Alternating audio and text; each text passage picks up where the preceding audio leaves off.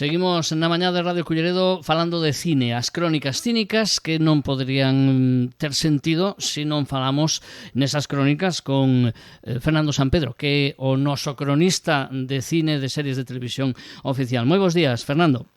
Moi bons días, pois sí, e aquí seguimos unha semana máis. Gracias por ese papel de gurú que me regalas todas as ben semanas. Ben merecido. Bueno, non sei se ben merecido ou non, pero é o que hai. Bueno, polo menos polo esforzo que faz en estar semanalmente connosco, e ademais por partida doble con a xenda roqueira de todos os xoves, pois nos o agradecemos ben e creemos que a audiencia tamén, Por lo de agora, non nos mandou ningunha mensaxe amenazante para que ese señor que fala de cine se cale, o sea que eso quere decir que as cousas van ben, Vale, entón podo seguirme metendo con certos personaxes. Bueno, sí, con elegancia e sutileza como facemos aquí en este programa, pero sí. Vale, elegancia e sutileza. Bueno, hombre, coa que podas. Si eses personaxes atentan ao bo facer artístico do cine e da televisión, pois sí, pero sempre con elegancia, por suposto, como facemos sempre aquí. Esta semana temos a un deses, o sea que... Bueno, pois, con diplomacia, a vostede lle caracteriza. Vale, en ese caso, como sempre. Bueno, imos coa tarea. Bueno, pois imos a ver. Bueno, pois non sei se non nos vai dar tempo a falar de todo o que teño aquí para hoxe, porque son dúas series, dúas películas, pero bueno, home, igual sí, pero tendo en conta que a semana que ven creo que non hai programa, porque é festivo, non? No, señor, non hai programa, é festivo, efectivamente. Estaremos de resaca do San Xoán. Sí, pode ser.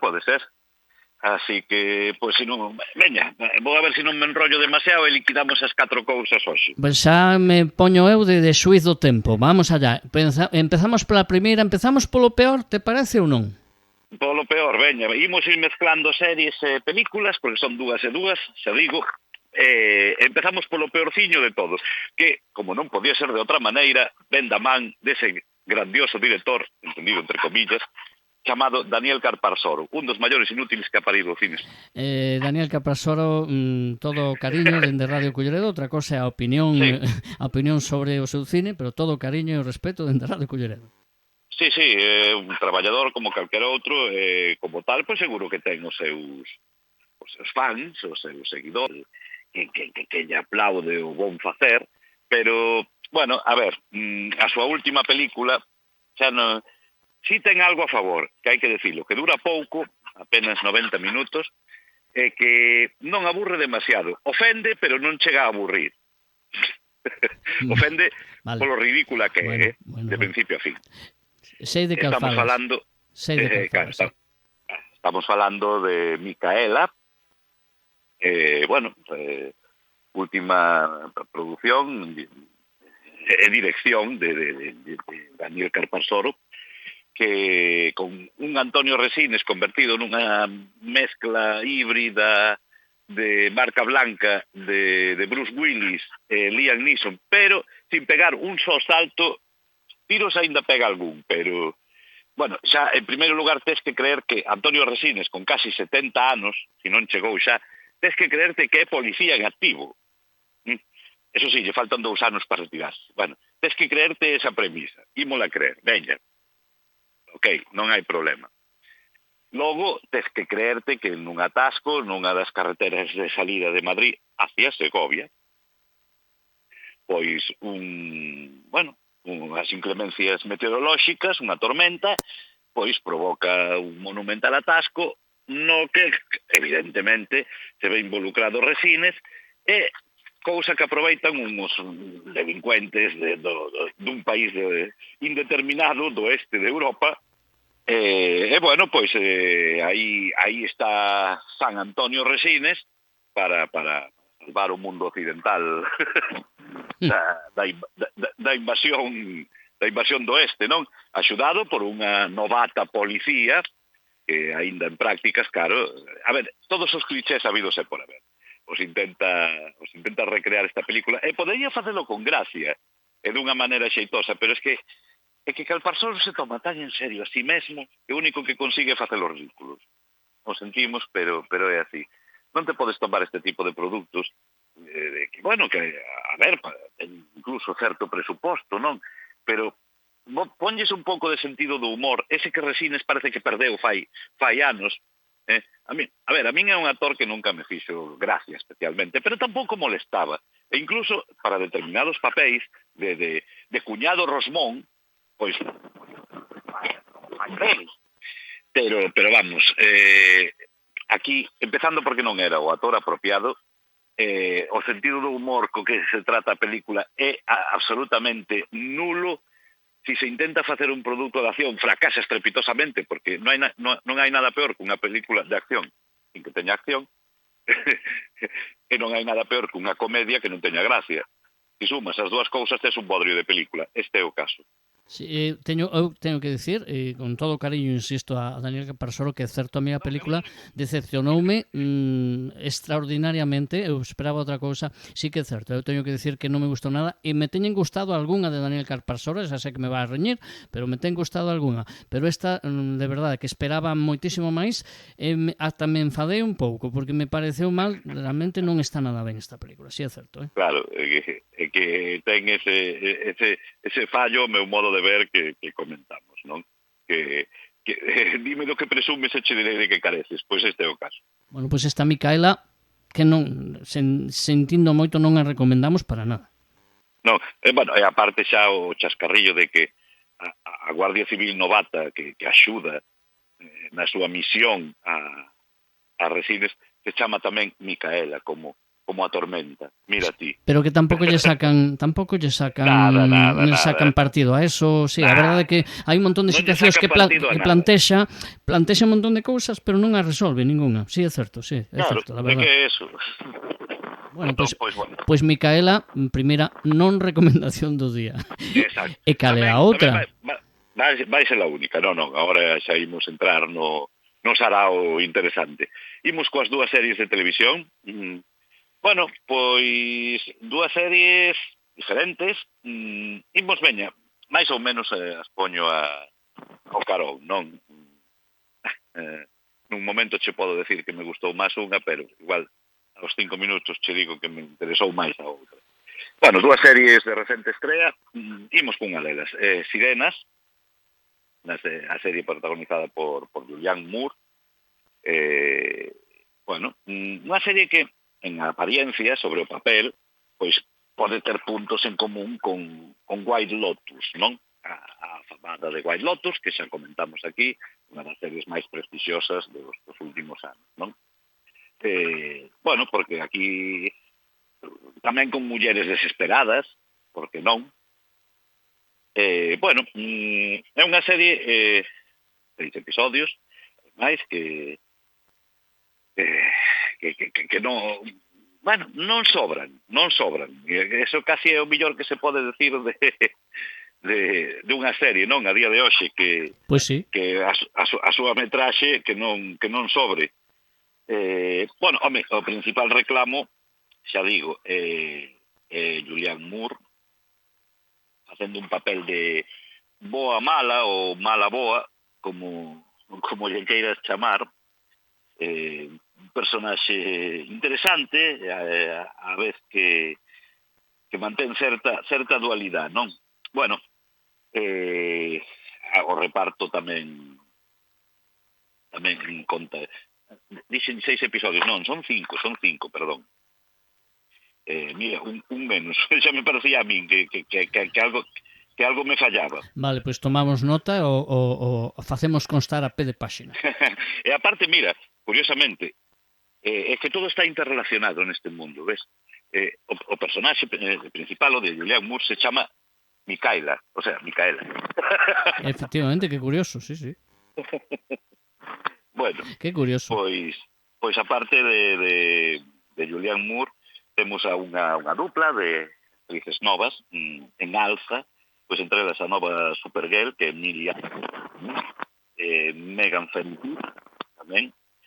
E logo, pois, por suposto, que foi o principal aliciente, non o nego, para poñerme a vela, que Sí, non te escoitei, que parece que fai algunha cousa rara a comunicación. Decías o principal aliciente? o principal aliciente, me escoitas mellor agora? Sí, ahora sí. Vale, pois o principal aliciente é o actor que interpreta o marido de non é o señor Kevin Bacon. Ajá. Sí, señor. Recén salido de Bonesman coa súa motoserra. Bueno, aquí non leva motoserras, aquí ele é o Millonetis, o que se casa con Julianne Moore, que era unha abogada, e bueno, pois viven nunha gran mansión. Así, a simple vista, pois, a vida dos ricos e famosos, non? Vale. Bueno, pois, non deixa de ser un melodrama con certa intriga, que se deixa ver bastante ben, sobre todo polo bon facer de Julianne Moore, que é a que sostén todo o metraxe, non? A ver, para aficionados aos culebróns e a intriga blanca, como quen di, as cousas de palacio, dito de outra maneira, con certa sátira, certa sorna, pero tamén mirando os personaxes un punto desde unha perspectiva patética pero cariñosa, non? Sabe, o sea, os creadores pois saben que no fondo son un esterco de persoas, pero que tamén teñen o seu corazonciño. Bueno, a ver, os clichés están todos reflexados, pois a trepa, o fel mayordomo de toda a vida disposto a todo, bueno, etcétera, etcétera. Non vou desvelar nada máis, pero bueno, sí é unha serie maja, unha serie correcta para facer un maratón, pois sobre 4 horiñas, máis ou menos, ou seja, para unha tarde, noite tonta, vos sirve perfectamente, amén de disfrutar sempre de presencias tan gratas pois como as de Bacon ou Julianne Moore, non? Así que se ve, se disfruta e se olvida. Bueno, pero por lo menos se disfruta, exacto, claro. Exacto.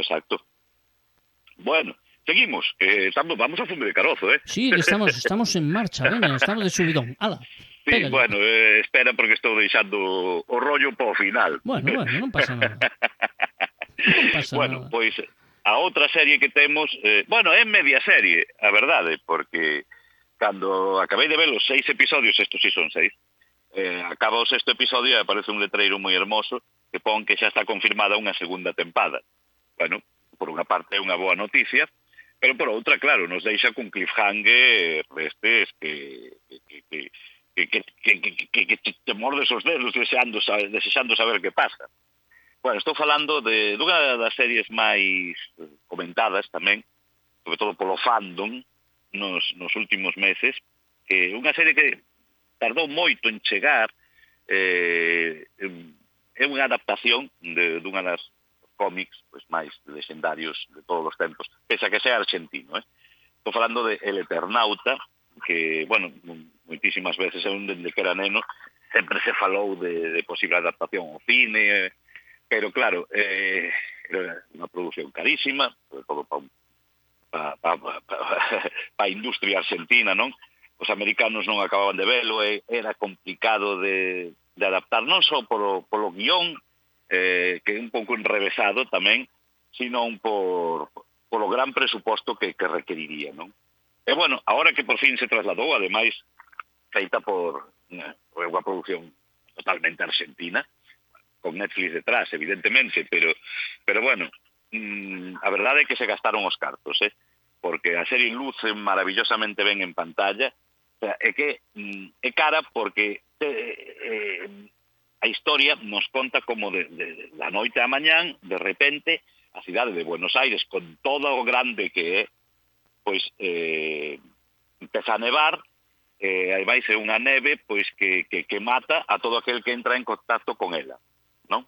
Con os que teñen a sorte nese momento de estar na súa casa ou baixo teito, pois se salvan, e os que non, pois morren nas rúas, non? Vale, pois ao longo de toda a serie pois ves as carreteras, toda a cidade de Buenos Aires absolutamente nevada, os coches, cadáveres por todas partes, todo feito con grandes angulares, con los altos, con grandes grúas, bueno, impresionante, non? Visualmente é moi poderosa a serie. E, bueno, pois ten o gran aliciente de contar cun dos mellores actores, ollo que vou decir, un dos mellores actores non só de fala hispana, eso, por suposto, de todos os tempos, sino tamén un dos mellores actores en xeral que eu vin nunha pantalla xa máis, que é Ricardo Darín, así de claro. Estou de acordo, estou totalmente de acordo. Igual que damos paos, damos eloxos a quen os merece. Totalmente de acordo, Darín, ademais desos que enchen a pantalla, como as grandes estrelas de antes. Sí, pero ademais sin pretendelo, sendo natural sempre, estás vendo o personaxe, non estás vendo a Ricardo Darín. Non é o mismo caso de Robert De Niro. Eu sei, mira que sempre digo que... pobre Robert, un saludo. No, a ver, adoro a De Niro, máis que a maioría de membros da miña familia, pero vamos... Que bueno, membros da familia de Fernando tamén un cariño dende aquí. Hoxe repartimos para todos. E todas. É unha forma, é un falar, é un falar. Sí, pero De Niro sempre fai de Niro. Últimamente xa fai moitos anos, sí, pero que tamén te digo unha cousa, si Darín fora norteamericano, estaría viciado, estaría xogando na mesma liga que eso, que De Niro, Pacino, Dustin Hoffman, o Actors Studio, vamos, nunha palabra.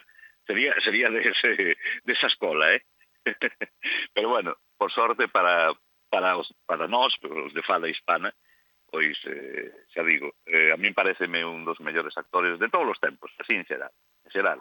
Que ten as súas malas películas, pois por suposto, como todos, pero tamén ten cada papel que pasa a historia, non? E a verdade, o protagonista Juan Salvo, o protagonista de Eternauta, pois xa está tamén por méritos propios no seu top, non? Na súa galería de imprescindible. Bueno, pois a pena é que só estes 6 episodios só chegan hasta a mitade do primeiro cómic, máis ou menos. O leín fai moitos anos, o teño na casa, verá que vos darlle outro repaso, non? E bueno, o cómic é unha obra maestra, ademais, pues, con unha intrahistoria máis interesante, a vez que triste, non? Porque o seu guionista, pois Héctor Germán Oestergel, pois foi un dos desaparecidos da dictadura de Perón nos anos 70. Bueno, ele era un pouco rebelde, non? Coas súas obras, cómics, pero tamén cos seus artigos periodísticos e tal, pois foi, bueno, nunca se encontrou o seu cadáver. Ya sabemos o que pasou en Argentina neses anos, desgraciadamente, non? O genial de Solano López. Bueno, pois Eternauta é un dos grandes cómics, non? De todos os tempos, así en xeral. A serie non chega tanto, pero sí, a verdade é que é unha moi boa serie, moi cuidada, moi ben rodada, con ritmo, na que non... A verdade, non sobra nin falta nada. Quizáis un pouquiño máis de emoción, pero o director tampouco quere mollarse demasiado en non facer o que facía o Oestergel como guionista, que no fondo o trasfondo, non, da historia, pois era meterse coa situación política argentina. O cómic empezou a publicarse a finais dos anos 50, que foi cando empezou todo o jaleo, non, no país andino. Bueno, pois donde o cómic si cargaba as tintas con un trasfondo político, a serie non o fai. O feito está ambientada na actualidade, os seus protagonistas xa teñen móviles. Bueno, non é unha adaptación literal, pero sí é unha adaptación que ten, o que deben ter as adaptacións, o día a propia palabra, adaptar. Tamén se ambienta na actualidade, e bueno, pois estamos ante unha película, unha serie, neste caso, de ciencia ficción que en pantalla grande luciría maravillosamente ben e non tería que envidiarlle nada a ninguén. O sea, Netflix gastou os cartos aquí, non sei canto gastou, pero a verdade é que xa só en efectos especiais, coas criaturas, todos os animatronics e os CGI que contén, pois non quero desvelar nada máis para quen non coñeza a historia, pois bueno, a verdade é que moi boa impresión a que deixa este Eternauta e desexando ver a segunda tempada. Así que... O que non desexo ver é que os americanos saquen unha versión deles.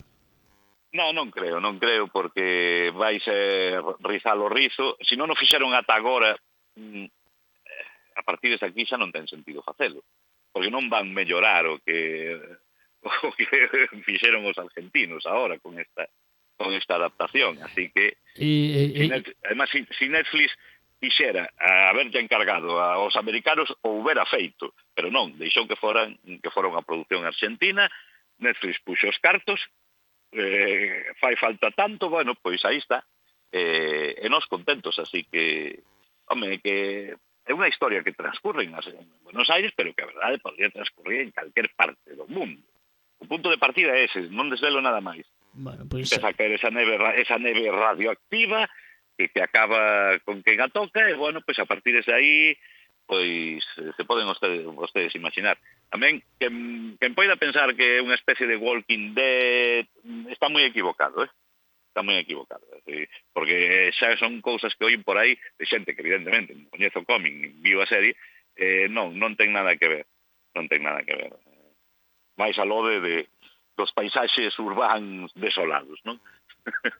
Vais a lo de eso non ten nada que ver. Pois El Eternauta con Ricardo Darín, que por certo falábamos antes de que Resines ten sobre 70 anos, ten 71, pois Darín ten 68 e non o parece para nada. Para nada. Os leva moi ben. Ao gallá cheguemos nos a esa edade con en ese estado físico e artístico no que está Darín. Bueno, pois nos achegamos ao final, sei que hoxe vas un pouco corto de tempo, bueno, pero vamos ben, Contanos xa a sorpresa. Bueno. Non sei se dixeche a película do ano. Dicías ao principio. Para min sí. Casi me atrevo a decir que dos últimos anos tamén, Bueno, nos estás así facendo salivar, lle darei outro visionado, pero de momento o que vin outro día deixoume pegado á butaca, maravillado, que hasta me daban ganas de aplaudir na miña cámara, o sea que... Bueno, e cal é esa maravilla que os nos recomendas encarecidamente? E ti cal crees que pode ser? Pois non o sei, porque teño varias na cabeza, o sea que mellor que digas ti, porque... A ver se acertas, di aí 3 ou 4, a ver se acertas. É que tampouco, as que teño na cabeza non son a mellor película do ano, nin de broma, é que non, este ano non me gustou moito Cónclave, pero a ti non tanto, tampouco é unha maravilla nin a mellor dos últimos anos, que non se me ocurre. Bueno, eu te digo que é unha película que ti xa viches. Anda. E me gustou, por lo menos. Sí, pero creo que non tanto como a min. Bueno, e que película é? Bueno, pues estou falando de Chan redoble, a ver ese redoble. Sí, iba a decir pero queda moi feo. Exacto. Queda fatal. The Sinners, Los Pecadores. Sí, señor. Los Pecadores, sí. Vina hai pouquiño, sí. Por eso, xa sabía eu que a viras. E vina en cine, que é o máis bonito. Ben, exactamente. Bueno, pois, por que me gustou tanto? Pois te vou resumir moi fácil. Si alguén che pregunta a ti de que de que vai esta película, ti que lle dis? É que non o teño moi claro, a verdad. Bueno, ti resume en 2 frases. Unha de vampiros, pero non. Unha de vampiros, pero non. Vale.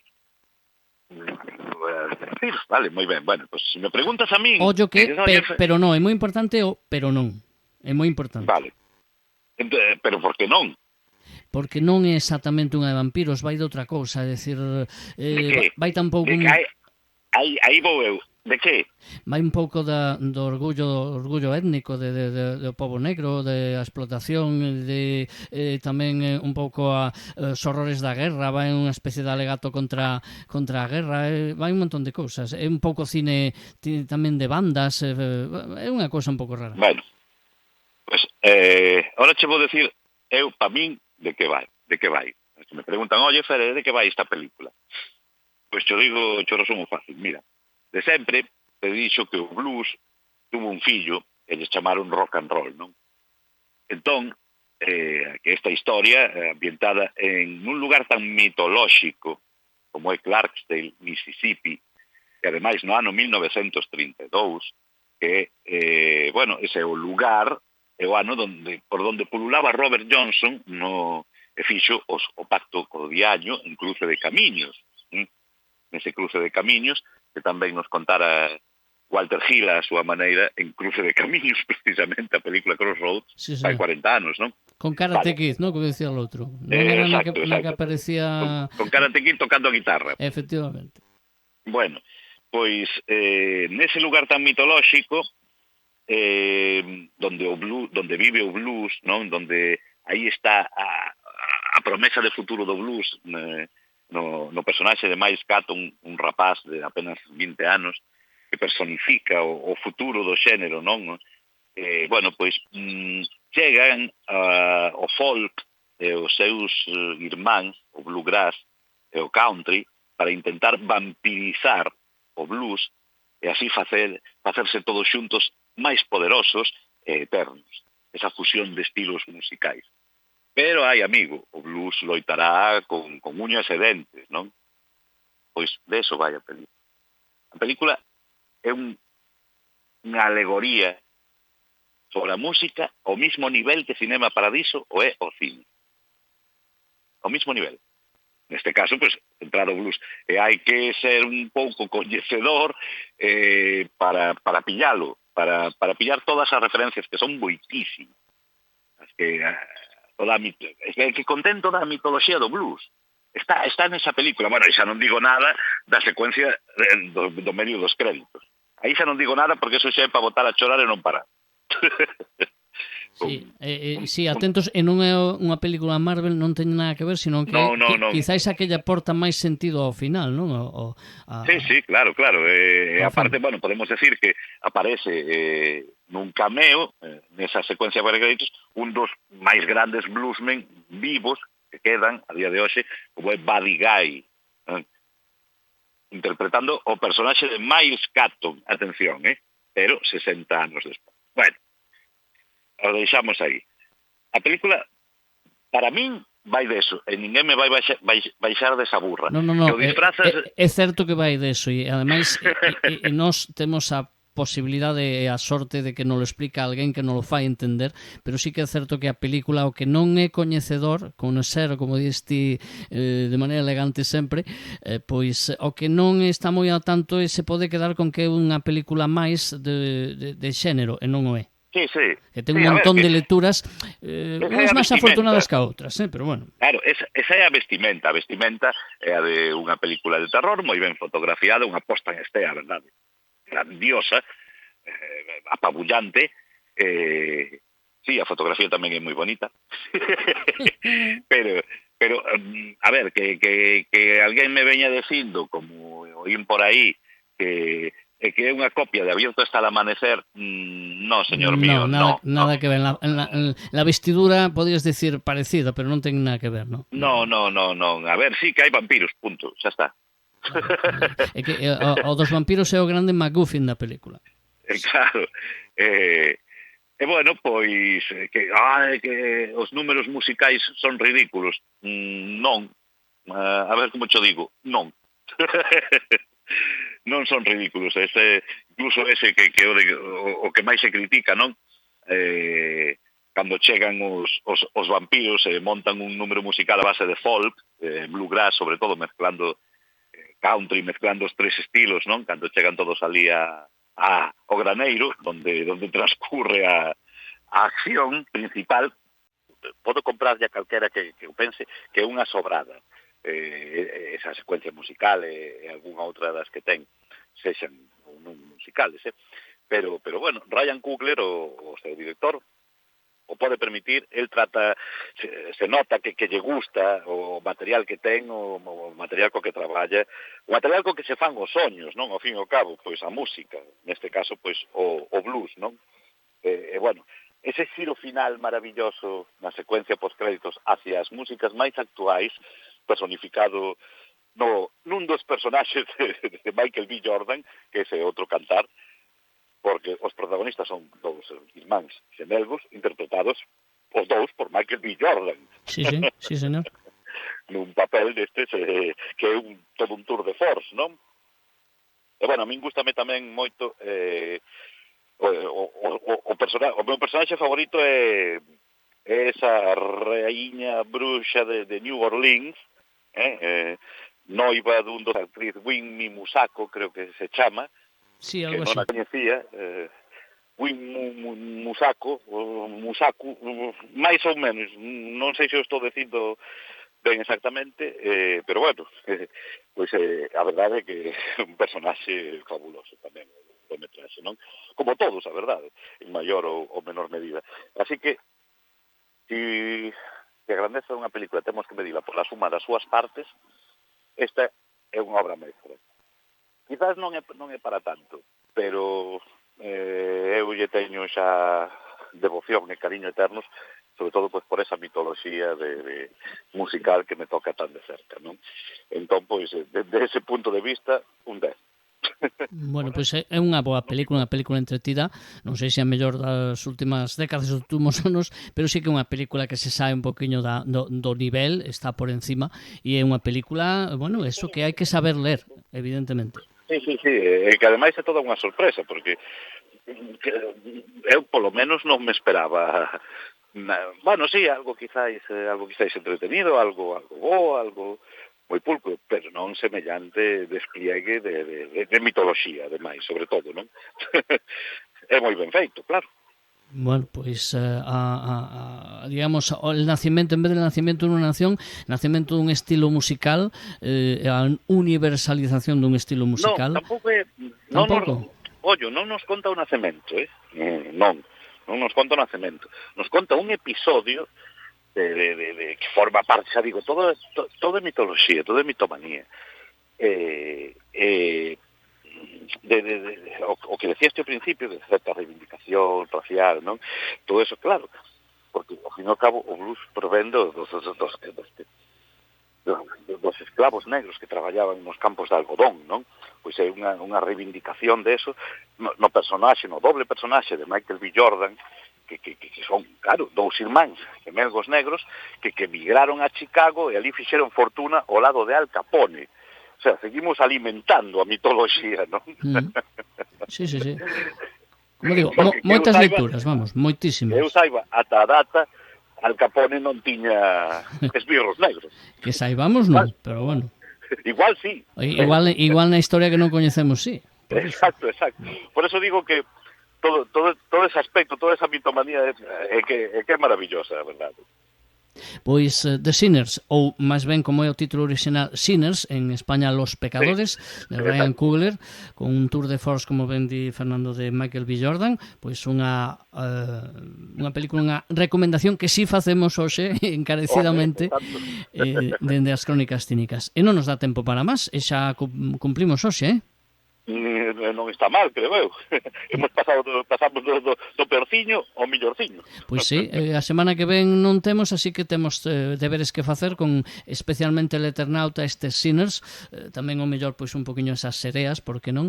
E o de Micaela, bueno, pois o que quera arriscarse que o faga, nos con todo o cariño non nos gustou moito, a verdade. Eu Gavín e non me deixou moi bo sabor de boca, teño que dicilo con toda a tristeza do mundo. Sí, claro que con tristeza, sempre o que nos gusta é ver películas que nos gusten, pero cando non é o caso...